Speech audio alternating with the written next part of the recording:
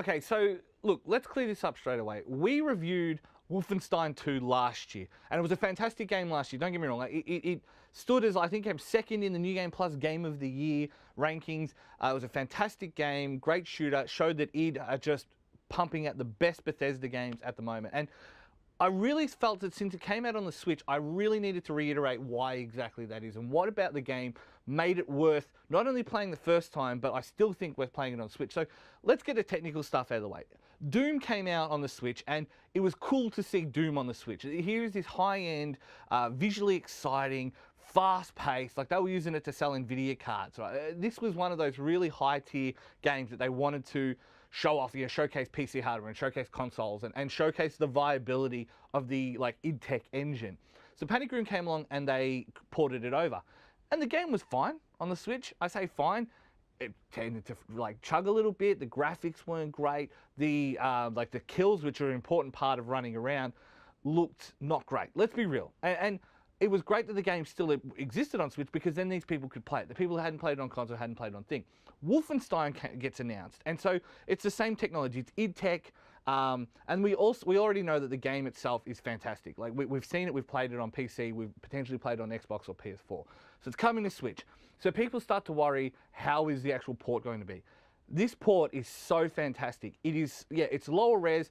The main thing that you're going to notice is when people speak, the lip motion's a little bit jank. That's probably the biggest issue I found with the game. As far as it running, as far as it playing well, all those kind of things, it plays fantastically. You put it in the dock, it plays even better. Like this, it really is a testament to the foundations of id and where they started with, as far as actually building engines that can scale from high end to low end. And playing it again for the second time, I switched to Fergus's story. The first time I played through as Wiley's story. So Wiley, can't remember his name, doesn't matter.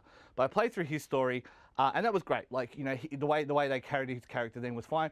And I'm enjoying playing it with Fergus to see what the changes are. But all the moments that hit me in the first time I played through are still relevant and still hit so well. I'm thinking this is what makes good old history and good sci-fi over bad sci-fi.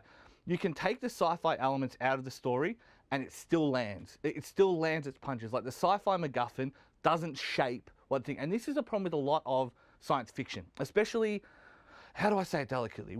Americans love their sci-fi explained to them, and in just disgusting levels of minutia. Like, oh, the only reason that this drive works is because they have this specific type of... None of that matters. It's there to frame the story and to tell these stories that you can relate to. And that's what this game does better than anything that I've played in the last little while. Here we are in this world where the war ends and it doesn't end. The Nazis win. And so they're taking over all these different places, and you're playing through trying to liberate Europe, and you're trying to liberate these places, and you're playing as BJ Blazkowicz, who's dealing with being like a half Jewish American.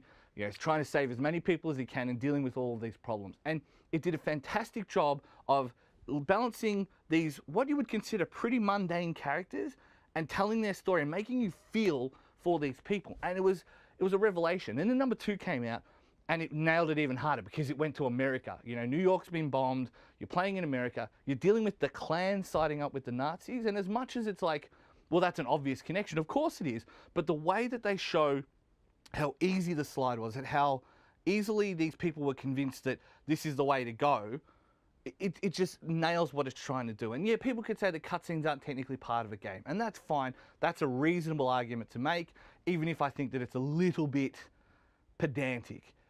Wolfenstein is worth a play again. If you find it cheap on the Switch, or you find a copy on the Switch and you find yourself in like a version of it that you can play, it's definitely worth playing again. And I still contend it is one of the best games we've made in the last 5 years. Despite the stealth gameplay being a little bit jank, despite a couple of the other things being a little bit annoying, it's still one of the best games we've produced in the last 5 years, hands down, and I recommend it to absolutely everyone.